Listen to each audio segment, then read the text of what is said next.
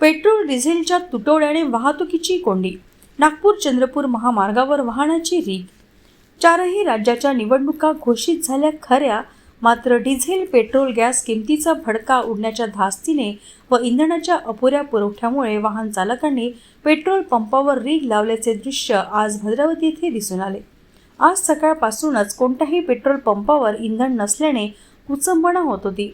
दुपारी 3 नंतर इंधन आले असता शहरातील व राज्य महामार्गावरील चालणारी वाहनांनी इंधन भरण्यास एकच गर्दी केल्याने नागपूर चंद्रपूर महामार्ग चक्काजाम झाल्यागत वाहनाच्या रीगेने व्यापून गेला होता.